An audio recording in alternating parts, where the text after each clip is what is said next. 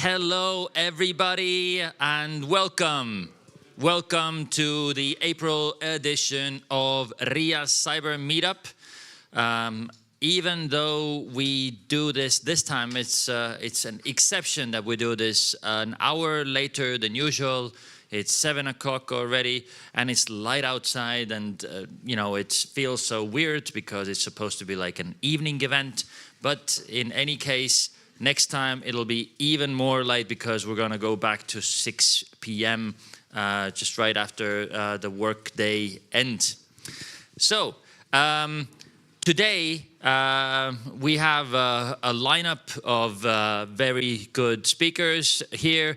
Our RIA Cyber Meetups, if you are here for the first time or if you are watching us online, are set up in a way that the first hour there will be speakers on the stage, there will be a program, and then after this all ends, the cameras, and the live stream ends, then everybody who's here can just take a little time, take a little drink and a little snack, and then just continue with some networking. And if this is not enough, then there is a whole lot of different bars and places where you can find your colleagues and everybody else. We do this in English so that's to accommodate our guests. And not just guests, but everybody who is living in Estonia and feels like they are the part of Estonian cyber community, and sometimes they don't speak Estonian, and that's fine too. This is the place for you. You can hear and listen to things in English as well. But since we have a packed agenda, then let's get started. You did see a little bit of the agenda in the event invitation and the event description on Facebook and LinkedIn. We do have a couple of late entries into our speaker lineup. And they will be talking to you about some opportunities to cooperate, some opportunities to contribute. And so this is something that we try to encourage and facilitate this so that people can use this stage and use this format so to inspire and invite other people to come here as well. But we kick this thing off with a traditional segment called the threat landscape, or in Estonian it's translated into situation in cyberspace. The head of analysis and prevention department, Mart Hietam at RIA, is right there, and he's going to come up and talk to you about what we are seeing and what's happening in cyberspace right now. Take it away. Many thanks, Lauri. Good evening, everybody. Glad to be here. I will try to be under 10 minutes because of the packed agenda. This is the last 3 years of total of incidents with an impact in the Estonian cyberspace reported to RIA. You have probably seen this slide or part of it before, but it's a 20% rise year on year since the war began when Russia attacked Ukraine. And this year, the first 3 months, there is almost like a twofold increase in registered incidents from January to March. So we can predict a pretty strong year, at least number-wise, hopefully not impact-wise. But yeah, I mean, the numbers are twice or even more than twice as big as last year. So this is a nice graph to show people, politicians, etc. It tends to work. Just a few more general trends. 2 months ago, my colleague was here to talk about our yearbook, and she mentioned frauds, and this continues very strongly also in 2024. We have seen 6-figure sums taken from individuals, so that's a pretty pretty big impact for an individual, and there are and five-figure sums many times. So this trend is definitely on the up. So if last year there was, according to the estimation of the police, 8 million euros lost in such a manner, then I guess this year we could see bigger numbers. And with regards companies, last year it was 60 million. Let's see what this year brings. Hopefully not too much more. But this year the frauds is a big trend this year. And then the DDoS, you saw this slide 2 months ago, but I mean, just to point out that this is still also a very big thing. We had new records in March, so against both the public and the private sector. So on the 9th of March, several public sector web pages were under attack. Nearly 3 billion queries made in just over 4 hours, and it was the previous record was, well, 1/9 of that. So that's a big number. Luckily, barring a few hiccups, basically the web pages stayed up, and there was not a lot of disruption. And then a week or 6 days later, there was a new record, in the sense that it was against one company, and in the same number, so 3 billion malicious queries in 3 hours. But also their services didn't really experience any delays or problems or downtime. But so yeah, March, new records. This trend is still also very strong in 2024. And now just to touch upon maybe a few other more interesting incidents. I was here last time, I think in November, and then there were a lot of slides about cables which were cut in the Baltic Sea. So nothing of similar nature this year, but maybe we have some more interesting issues here in Estonia on the ground. This company called Hansap, which does a lot of things, they're responsible for cash flow. They circulate cash to ATMs and from ATMs, and also pensions to pensioners who prefer to have it delivered at their home, to their home. And they also are responsible for the automated border control at Tallinn Airport, and they also play a role in the process when a person receives their Estonian ID card. So it's actually a very important company. They also, I think, provide security services. So anyway, there was some of their data deleted by a malicious actor, and there was during this weekend, so 1st of March was, I think, Saturday. So there was this expectation that some services could really be disrupted. And like I said, there were important services, but luckily they managed to keep everything working, initially manually, and then they managed to restore everything. So, but that was could have had a big impact, probably bigger than what we had last year when we couldn't buy train tickets for 1.5 days. Another thing, so this is, I might be wrong, but I think I'm not. I mean, this is probably the biggest data leak in Estonian history, at least if you take the number of the people account. So 700,000, so half of the country was impacted by this data leak. And this company which owns Apotheka, they also own Pet City, and they also have companies, so they run things in Latvia, Lithuania and Finland. So this could also have maybe cross-border implications or consequences later on. But anyway, probably here also, probably around half of you received an email by the company saying that their data had been regrettably stolen. But my hope is that this could be, an example to others and make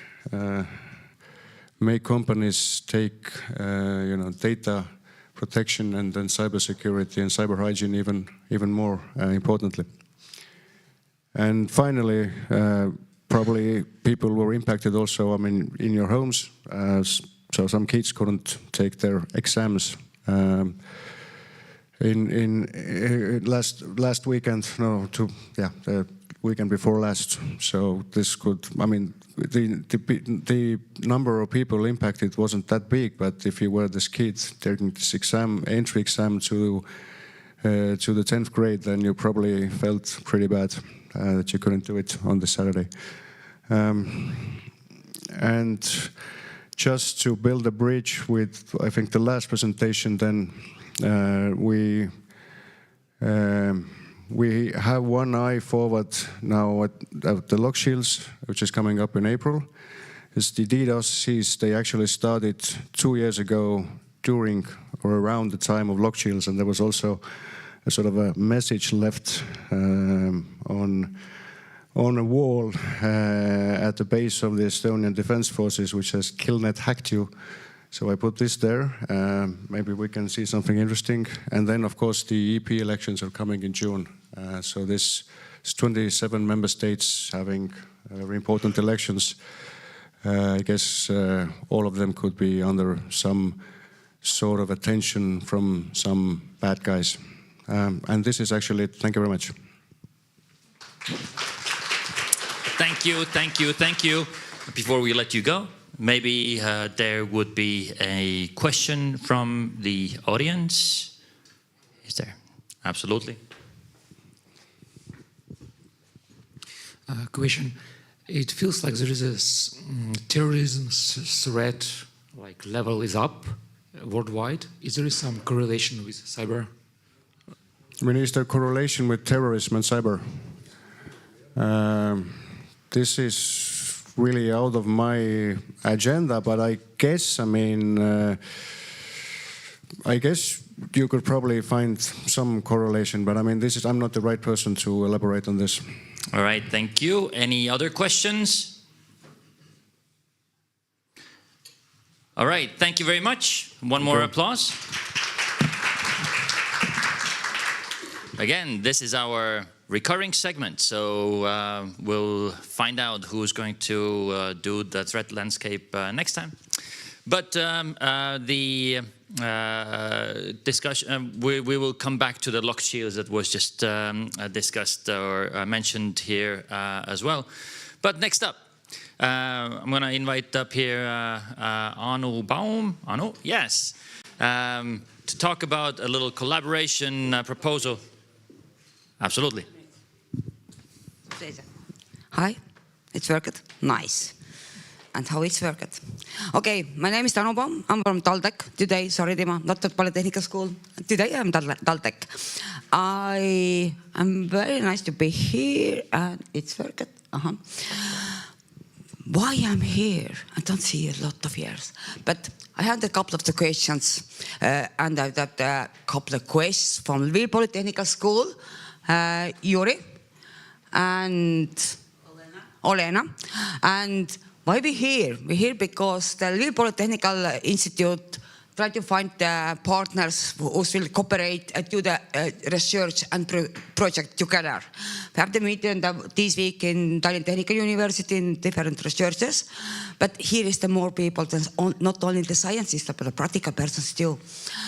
The research topics, what are most interested is the use of blockchain and smart contracts in cybersecurity, large language models, voice verifications, cloud security models, and using AI in cybersecurity, especially for drone operators. This is most interesting topics, but not only these. We have some of the lessons, etc. Today we're trying to write 3 projects for Erasmus II and 𝐷𝐿𝐿. Mostly we are speaking about lessons, about the curriculum, but this is what university can do. But about the practical, I hope that some of you are very interested about, like Anto come here, maybe we can speak about the ISO standards, etc., etc. Shortly. Thank you, and I hope later you are coming and asking how you can cooperate, how we can work together. And if you think that you want to do this later, here's our contacts to the Lviv Polytechnical School and my too. You can send the emails, etc. Thank you. Thank you very much. Thank you very much. So they will be here, and you can come and talk to them if these topics piqued your interest. Like I said, this venue and this format should be about proposing and enhancing cooperation. So if you have a proposal for some sort of a collaboration in the cybersecurity scene, maybe you can come up on stage next time, and you can disseminate this call to your peers here as well. But one of the things that we're going to be working on together with our colleagues from Cybernetica is a conference, and but I don't want to spoil it for you. Arne Ansberg, come up and tell us a little bit about what's going to happen and what are you going to be doing with this conference idea. All right, yeah, so I'm Arne Ansberg from Cybernetica, and I'm here to invite you to our conference in the middle of May. And a little bit of kind of like a backstory to this conference. There is a center of excellence called 𝐶ES, which actually involves Estonian and South Moravian, which is part of Czechia, universities and companies. And this is EU-funded project. We have 6 different, very different research areas. And part of agenda, very important part of this agenda is to go public, to have all kinds of conferences, seminars, this kind of like a dissemination. And Cybernetica is involved in most of those research areas, but our special focus is post-quantum cryptography. And fortunately, there are also very strong kind of like groups in Czech Republic who are working on this topic. We have very nice cooperation going on.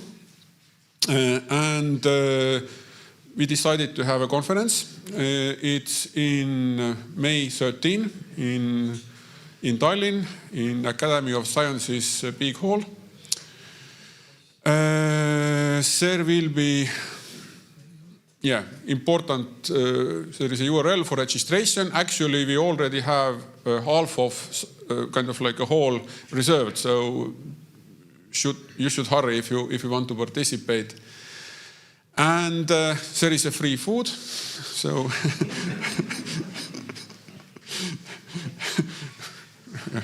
what's not to like? We have speakers from Estonia, from Czechia.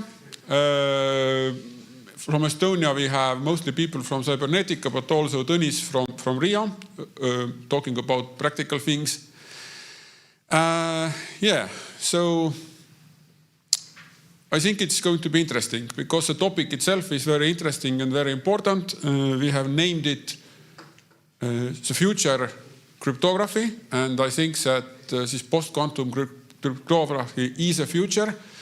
Of course, we don't know if the quantum computer that is capable enough to break our current public key algorithms is created, but definitely there is a probability that this will happen, and this will have a very big impact, so we should prepare, and we are preparing. And in Cybernetica, we have, of course, the research is very interesting, but we also have different technologies and products that are directly impacted by this threat. Some of the areas where we are working, of course, is everything that is related to the confidentiality, which is, let's say, which is already a problem. Like for everybody who is handling national secrets, they shouldn't use any public key cryptography at all. But we also have electronic identity. We have a threshold cryptography-based split key technology, which is very complicated to make it quantum computer safe. So we are really doing a cutting-edge research there. And of course, we have internet voting, which is using, it's a very unique usage of public key cryptography, and there are a lot of work to do to make sure that it stays secure. So please join. I think it will be a great conference. All right. Before you go, maybe there is a question people could ask on stage right now. About quantum cryptography, breaking this with cryptography, breaking with quantum computers, has there any success been in this field? Has anything been broken so far? Current computers are not big enough to break anything. And what do you estimate how much time or effort it takes to break one? 5 years, 10 years, 20 years? To get the technology so far? No, I must say that I don't know the correct answer here. I'm not going to guess, but I think that it doesn't take so much time. But this is a good question. I will find an answer for this. So I will give you a context about this answer as well. Some things in public administration should be confidential for about 5 years if they are within the same place. Some, which are the state secrets, should be confidential or classified up to 50 or 90, 99? Yeah, something. What? 50, exactly, 50, right. So 50 is the max, right? Right, okay. So 50 years. The question is whether 50 years from now, are we certain that the secrets that we are, trying to keep secret right now, in 50 years, are we sure that there would not be any way of actually accessing them? And I think the answer there is we probably are not sure. What do you think? So common, let's say, opinion is that those secrets will be known public if you are protecting them with current public key cryptography today. All right, there's another question right there. Actually, a related comment and question. You mentioned the state secrets, but as far as I know, most of the projects in quantum computing are conducted by the private sector, like IBM. So does this state confidentiality cover this as well? I think I don't. I cannot name what was the last government-built computer. I think it happened in the middle of 50s probably, not later. So everything that we use is commercially produced. So. All right. These and a lot more other questions and discussions can be had after the official part here is over a couple of drinks, and on, what was it, May 13th? Yeah. May 13th, please look at futurecryptography.eu for these for a possibility to actually join and get to be part of these interesting discussions. And to get quick and correct answers to your questions. Quick and correct. Thank you very much. One more applause, please. Thank you. Next up, I'm going to invite up here Mari-Liis Henriksson to tell us about another realm of cybersecurity that also needs attention. Thank you, Lauri. This is my 5 minutes. My name is Mari-Liis Henriksson, and I'm coming from the Ministry of Economic Affairs and Communications. I'm working in the Innovation and Technology Department, and I wear at least 3 hats. One of them is taking care of the cybersecurity sector development as good as we can. So the reason why I'm here is that I wear also another hat, which is related to space. So Estonia is a space country since 2015. And since 2019, we have established a policy which states that we have 3 focus areas. Areas where we see that the potential for our economy is the highest. And one of them is space cybersecurity. Keeping that focus in mind, we are organizing for the 4th time a conference dedicated to space cybersecurity. The name is Software Defined Space. It takes place in Tallinn in the end of October. So, dedicated to space cybersecurity, it is the topics are ranging from space law to the satellites development and everything in between related to cybersecurity. The previous speakers that we have had are coming from European Space Agency, from European Space Policy Institute, from US Department of State, from French Space Agency, and so on. So the reason why I'm here is that we have an open call for abstracts. It is open until the 20th of May. The topics are listed here. There are 9 of them. In a couple of them, the cybersecurity is very clearly written inside to the label. In some of them, it is a bit behind, in between the lines, but still can be presented. A clear message here is also that the topics are not final. In case you have an idea to be presented on a stage, then please do find the opportunity and present your abstract. So, now, if you would like to find us, then this is the webpage.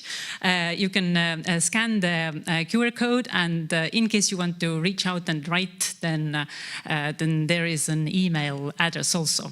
And the conference is organized by the Estonian Space Agency, together with Enterprise Estonia and Ministry of Economic Affairs and Communications. So, in case you have some follow-up questions, then I will be here for an hour or so. And herewith I will give the floor to the next speakers. Thank you. Thank you so much. Like Mari-Liis said, she will be around if you have more questions about call for abstracts. And I understand that there's there was some topics there that directly relate to maybe some of the startups that we also have here in this room. I just want to point out that a couple of days ago, the new batch of cybersecurity startups started in our RIA's accelerator program, and some of them are here. You can wave. Yeah, there's a couple of people here. Yeah, and so if anybody wants to, look them in the eye later on and ask them, so what do? Then now you know who to ask. All right, we do come to one of the big events and the big topics of today. As has happened in the last, for the last, what, 11 years now? No, 10 years now, and then this, what? 14. Yeah. 14 years now has happened. See, I'm already getting things wrong. A cyber exercise called Locked Shields is coming again, and it's happening next week. And we do have 2 distinguished guests, Lieutenant Colonel Urme Tomp and Dr. Adrian Venables are here to tell us about what it is and what is different this time and what's happening. So take it away, and we'll take questions after.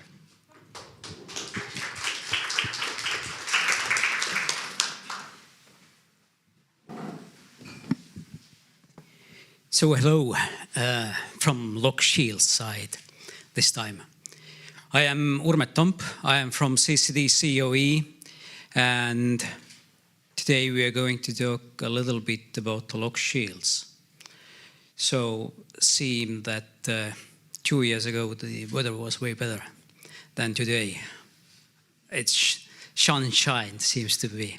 So anyways, together with Adrian, we will do a little introduction of this exercise. Who doesn't know about the exercise by itself, but I think that some guys at least in here know 𝐶𝐻. And Adrian will take specifically time for immerse you to the information environment of the 𝐶𝐻.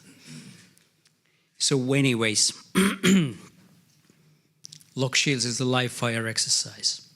And 𝐶CD-COE, or NATO Cooperative Cyber Defense Center of Excellence, the key word for this exercise as well for 𝐶CD-COE is cooperation. So we will try to, let's say, bring like-minded nations together to provide them the possibility to go through the complex, actually the most complex exercise, cyber exercise in the world.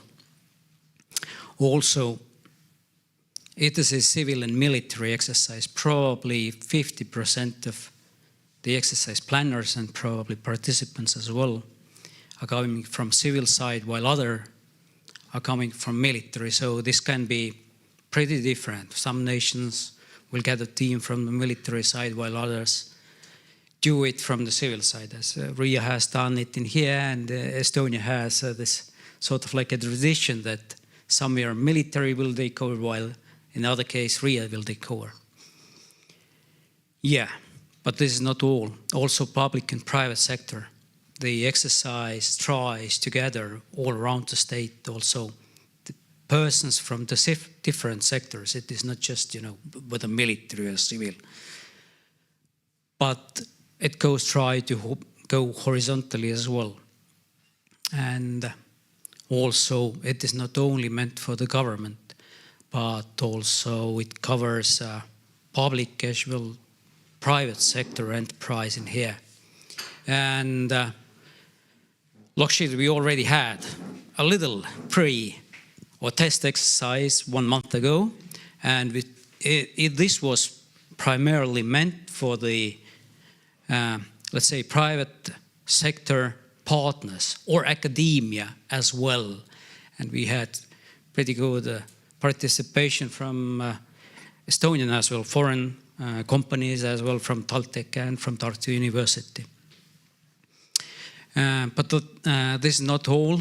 Of course, I will cover it a little bit later, but this is a different domain exercise.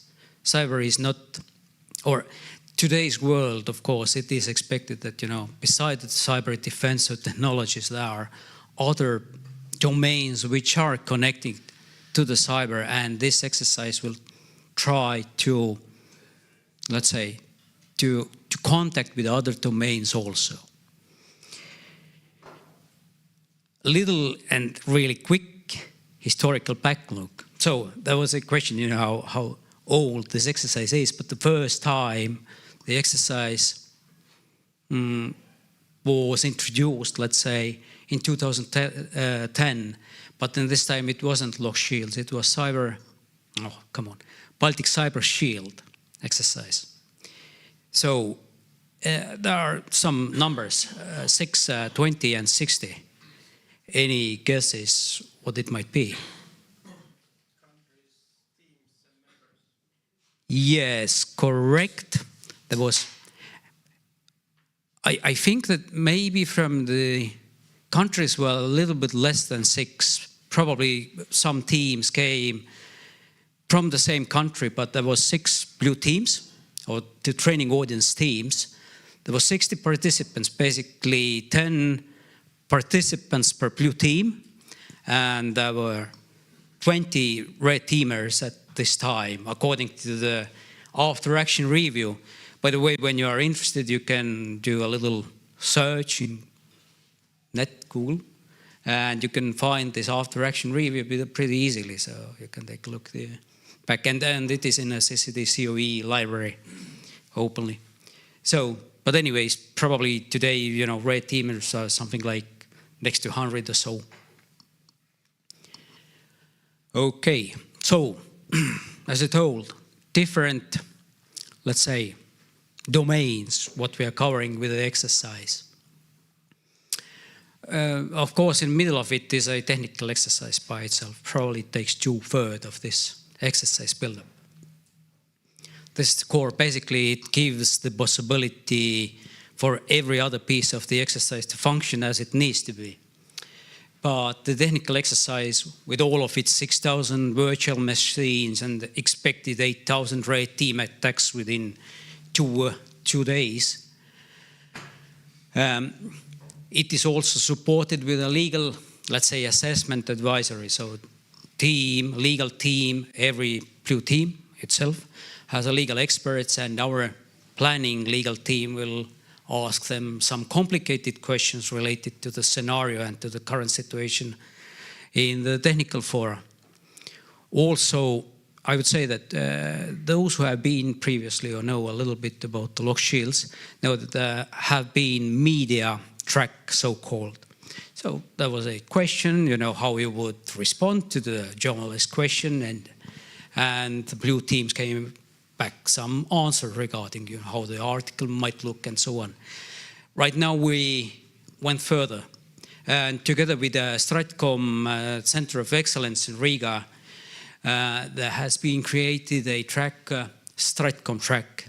Basically the Stratcom, and in here it is expectation that those blue teams are creating a Stratcom strategy and plan for this specific event, that when something is happening in cyber fora, they can present it in a proper format and to answer different questions in a planned manner. Also, we have this digital forensic track, pretty much the same as it has been always, and this is supporting these, let's say, blue teams with digital evidences and forensics. And one additional, which is already times in the exercise, but Stratcom track, or strategic decision making, where let's say decision makers in some ministries or some important institution in a government level have the possibility to think about the same problem set as we have in this specific exercise, from their own perspective, of course. Okay, how this all comes together. We have a planning team, pretty much from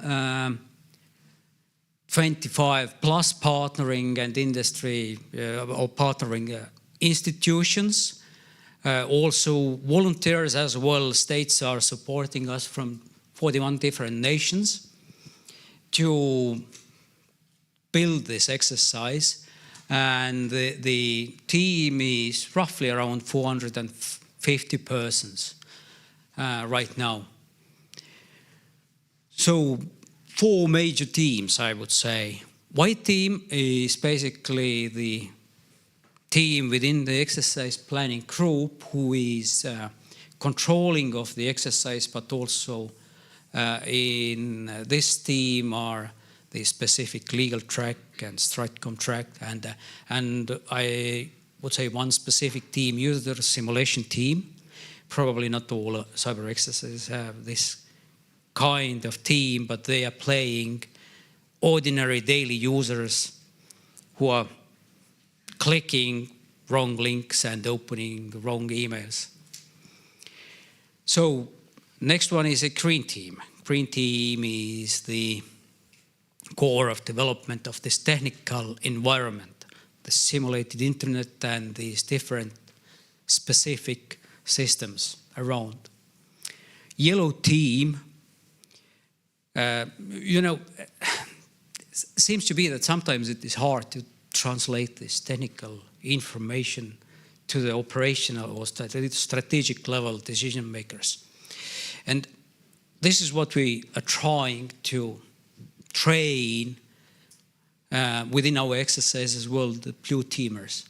And the yellow team task is to support them in this translation of the technical information to, let's say, upper level, decision-making level. And it is done via CTI, or cyber threat intelligence reports, and situation reports, which blue teams are giving back to the yellow team, and they are evaluating these reports. And of course, this exercise wouldn't go without the red team, who is playing in here this bad enemy, who is trying to dismantle all of this technical system and make blue team's life pretty miserable. I am not going to stop in here really long regarding the scenario, because Adrian will take some time and introduce this one. But anyways, we have the bad guys, Crimsonians, somewhere. Unfortunately, I don't have, maybe you have a little bit bigger map, but anyways, they are located somewhere in the middle of the ocean. But pretty much in the same globe as we are all right now. And Perelia, we are the good guys, these are the bad guys, Crimsonians. And so Crimsonians are trying to attack national critical infrastructure as well, some military systems of Perelia within these 2 days. And they are not trying, they are attacking and heavily. Oh yeah, I thought about that. You have this map, I have as well. So anyways, this is the artificial islands which are relating with no one, luckily. But anyways, which make our game way more interesting.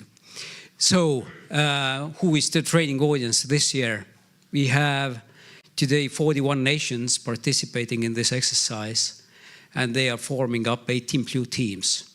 And this time we have more than 3,000 participants all around the world. So pretty good coverage, I would say. What is important in here, besides the pretty impressive numbers, but as I told almost in my first slide that, cooperation is important. And this you can see in here as well.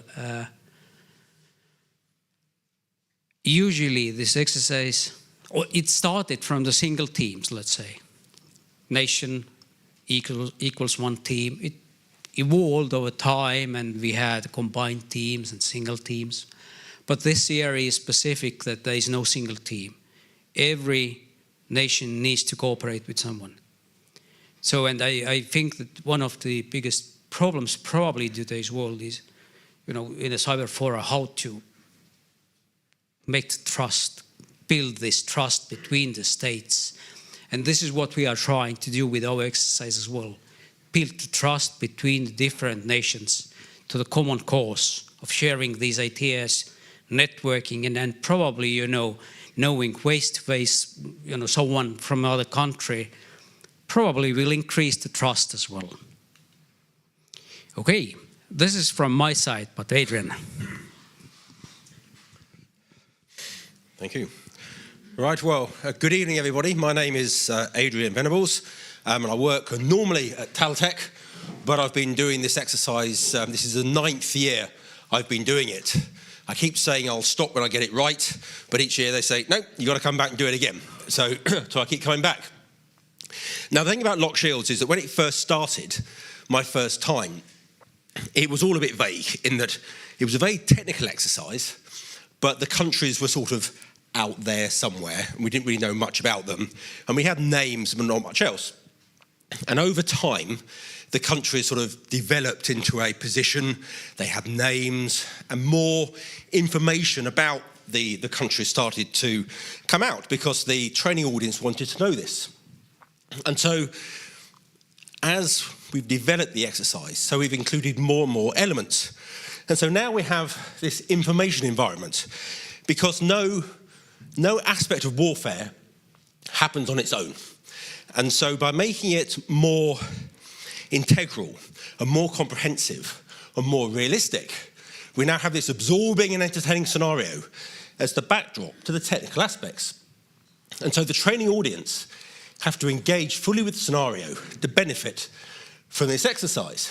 And so rather than just technical people playing on their boxes and securing systems and thinking, this is cyber, they now think, well, we now have strategic communications, we now have complexities with politics, and we now have other elements, deception, misinformation, legal aspects, psychological operations, and all these other bits that need to be considered by the teams themselves. And so we've integrated the media, the legal forensics, and all this part into this huge world of locked shields. So it's much more than just a technical element.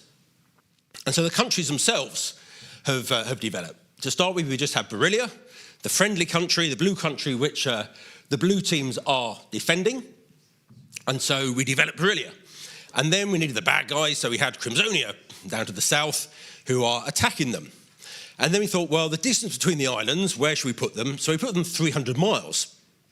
And so anyone who knows will go, but countries have 200 miles of exclusive economic zone between them. So if you have 300 miles, then there might be some dispute over who owns the waters between them.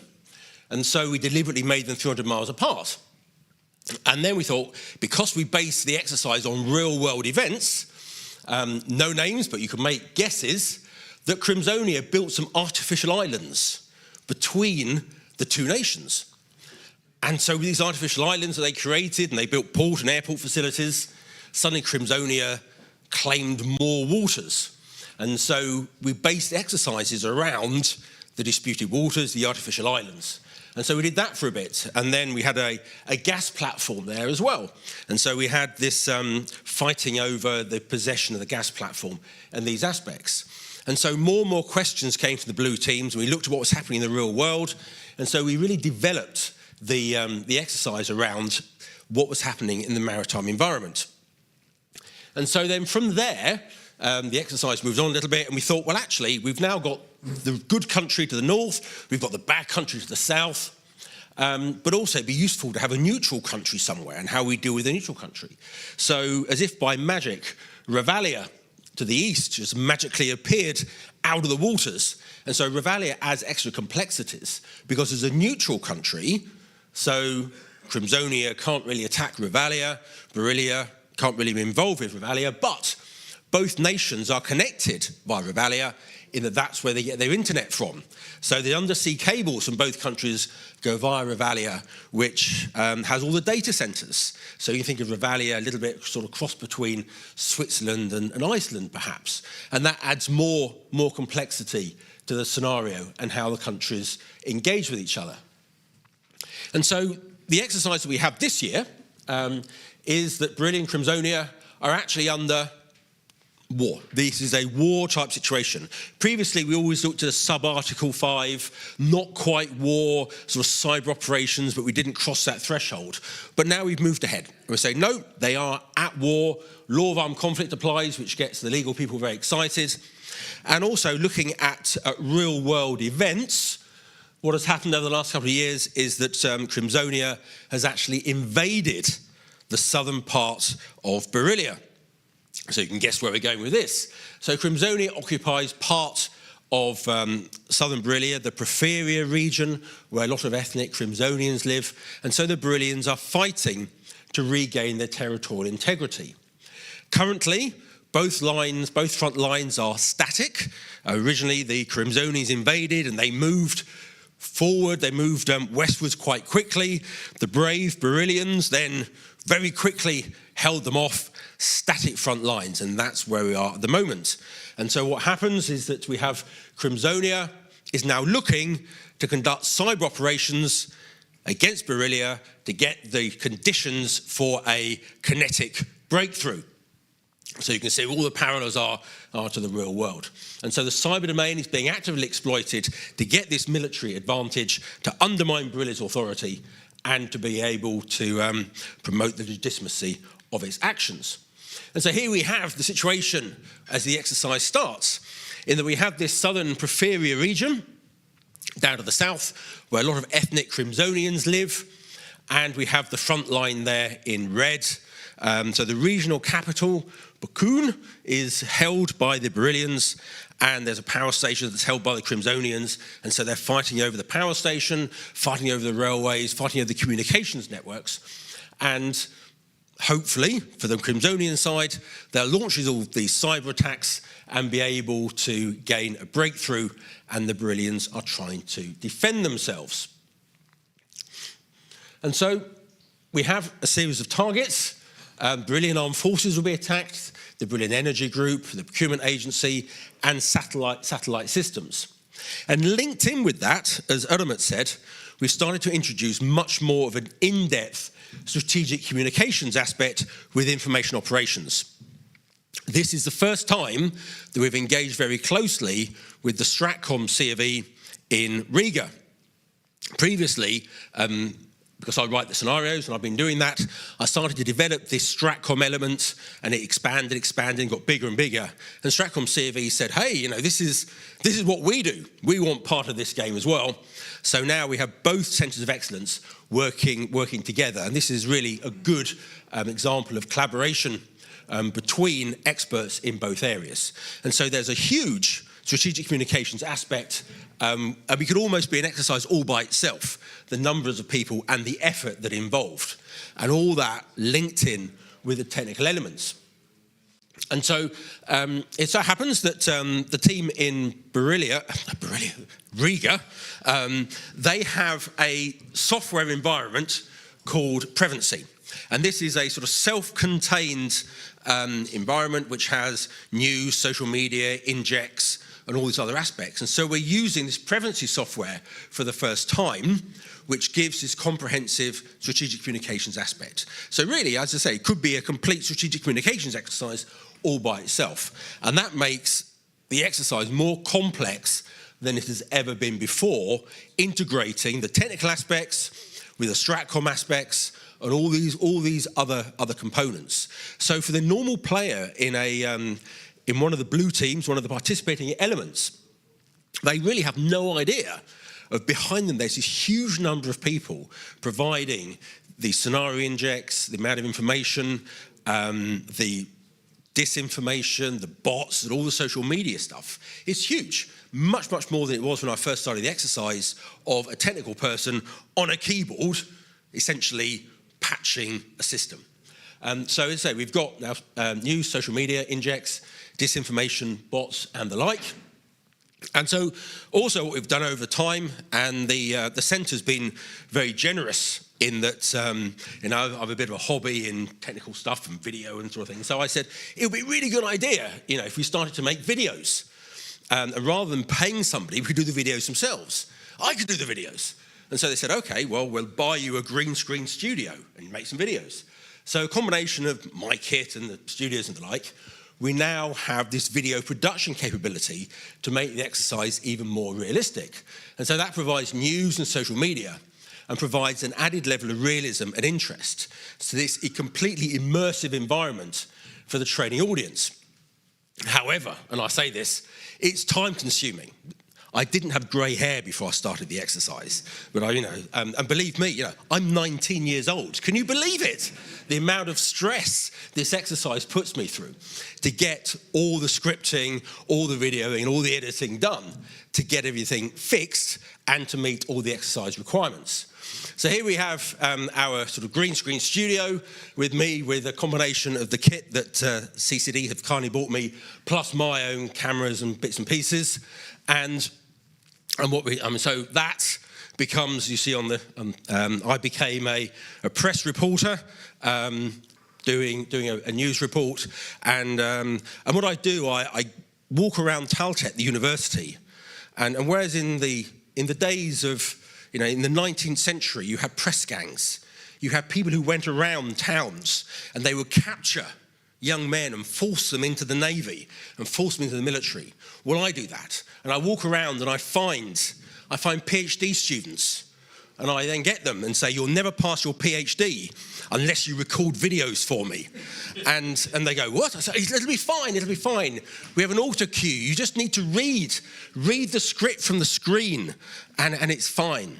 And so we get these people and we dress them up, and then I add all the graphics and all the bits and pieces, and they come through it. And the deal is that they do it once, and then I leave them alone and don't ask them it again. So this year we have news, that's Beryllium News, the good guys, and then we have Crimsonian News, another studio background, another set of videos of the bad guys with their narrative and their disinformation and what they do. And we always introduce a TikTok star. And we have, in the past, we've had several TikTok stars, all of whom have been highly talented and very super people. And some of them are even still talking to me now. Almost, at least. And so today, so this year's TikTok star, now if I press this video might work, otherwise it's going to work. Whoa, guys! So here we have the power grid is one of our down volunteers. In some areas, so essentially, I video it, put it into mobile phone type footage, and then. But it's a mess. Stay safe out there, and let's hope they get it sorted soon. So there we go. So, can we play it again? It work? I'll do it again where you get the. Oops. Whoa, guys, huge news. The power grid is down in some areas and many places are totally in dark. Authorities are freaking out, trying to fix it, but it's a mess. Stay safe out there and let's hope they get it sorted soon. So I do all that, and that's all on my computer, so obviously it doesn't go anywhere near any Chinese servers, and then we can develop that as we go. So that's the information environment bit. I've been asked to put that of showing how many people are involved with the exercise. So when you think about Lock Shields, yes, it is the world's largest live fire cyber defense exercise. And by live fire, we mean in that it's sort of vaguely scripted, in that the red teams are attacking in real time, the blue teams are defending in real time, and that makes it live fire. But also, there's legal, there's forensics, there's media, and now we have this information domain, information environment, strategic communications. It's an all-encompassing, completely immersive exercise, and it develops each year. The scenario where it ends, at the end of next week, that's where it starts for exercise Cross Swords, which is the offensive cyber exercise which CCD continues. So it's like a soap opera. So when the teams, if the teams come back and we get repeat offenders, then they understand the geography, they understand the personalities, they understand the context, but it's like, oh, we're now in season 15 of Lock Shields as we develop the storylines on, based upon all these real events. So it's a real coup for Estonia that we do this, and it develops and expands every time we do it. Now that's exactly 8 o'clock on time, and I knew it was time to stop because Laurie stood up. Does anyone have any questions?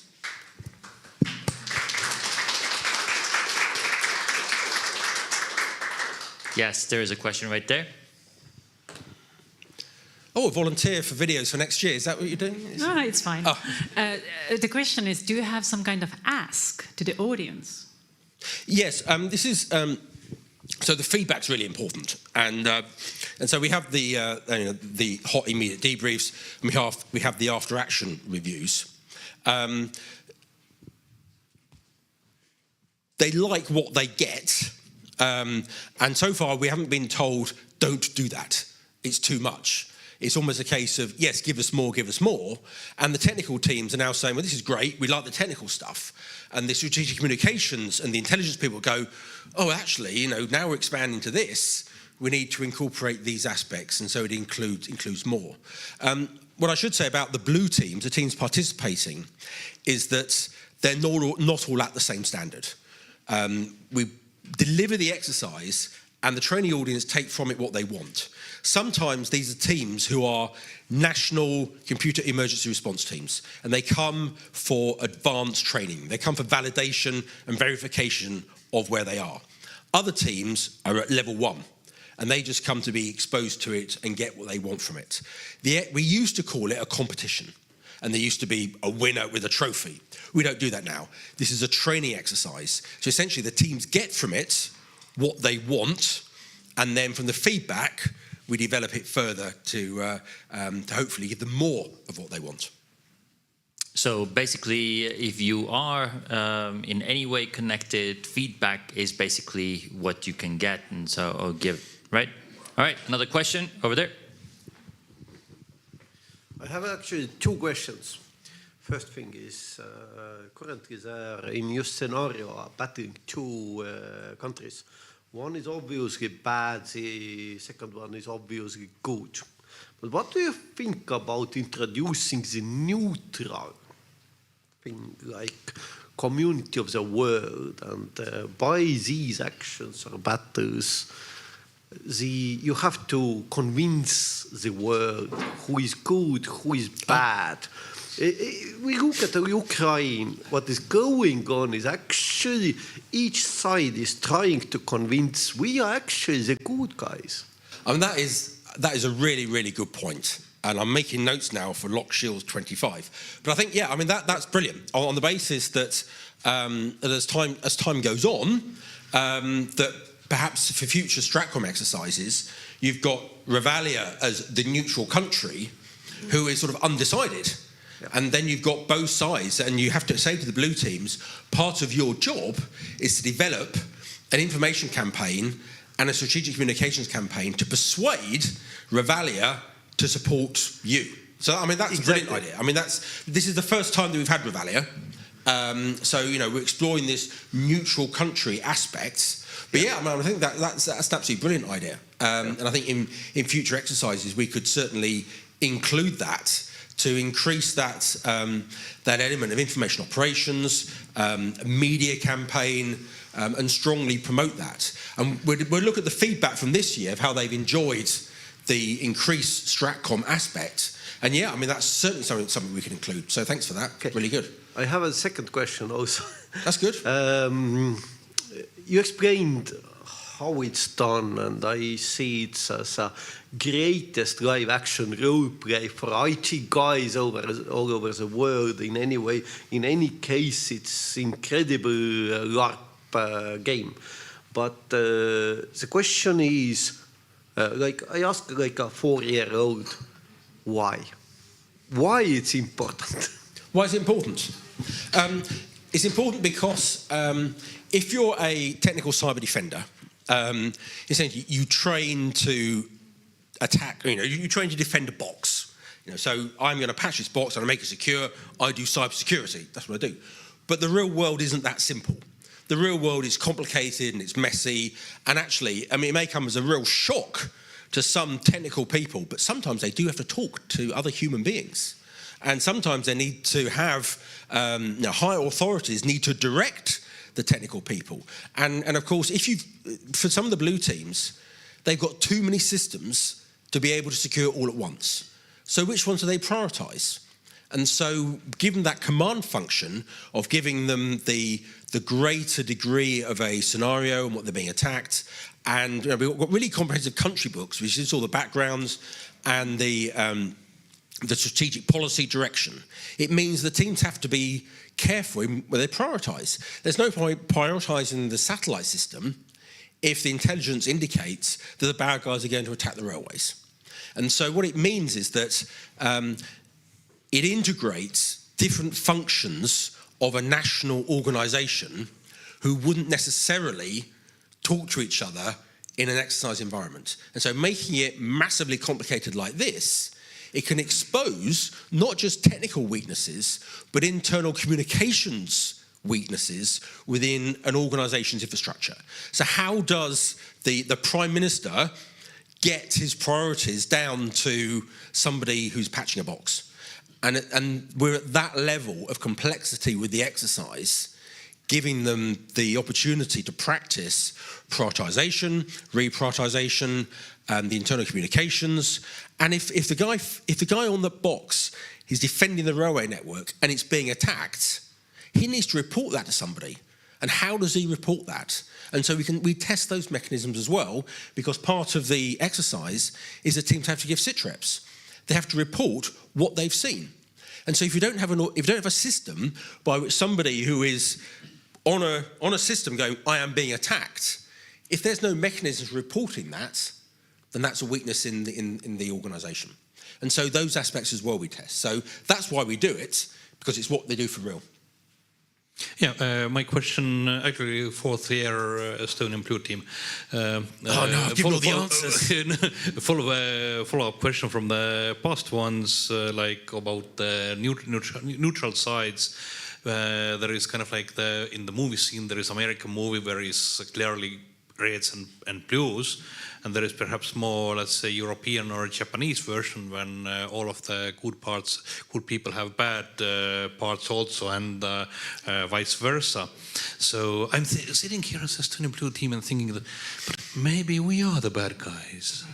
So do you kind of like plan also to introduce in the future this kind of questions like, okay, what if the priorities go away from our government and kind of like our blue team is left stranded without any resources and so on? So it's kind of like more corruption in Berulia. What about corruption in Berulia? Well, absolutely. I mean, we include that. I mean, to be honest, from my perspective, it's much more fun being a bad guy. So, you know, I have to be careful that I don't make the bad guys too appealing and too attractive. But yeah, I mean, that's a really good point. And so that element of, well, you know, who are the bad guys and how do we do our internal messaging and how do we make it clear as to, you know, what is the right thing and are we doing what is correct? So I think, I mean, that's also a really good point. And of course, it's from us who are sort of working from the bad guys' perspective, we are strongly pushing this counter-narrative, saying, no, it's Berulia the bad guys because they are persecuting and they're making it life difficult for the ethnic Crimsonians in southern Berulia. And so, yeah, I mean, I have to say that looking at, you know, where we are here and our regional neighbours, we do draw a lot on the narratives that our neighbours use in promoting their stories. And we look very closely at that. And we draw on it and we use that in the exercise very strongly. So, yeah, I mean, it's something that we do think about and it's a really good point, yeah.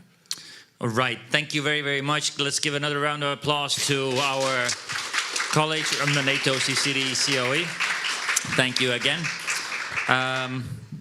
We're going to wrap up this time. No, you could just leave it there. Thank you. We're going to wrap up, and they are still here. So you can ask these people after this whole program thing is over. For everybody who is watching us online or who is watching us online in the future sometime, then this is it. It's over. We have the next edition of RIA CyberMeetUp coming up on another Thursday in May 16th. On May 16th, that'll be at 6 o'clock again, not 7. At 6 o'clock. So we will send out invites to everybody who has provided their email address to us as well. But for now, take advantage of whatever snacks there's still left. If there's none left, tough luck.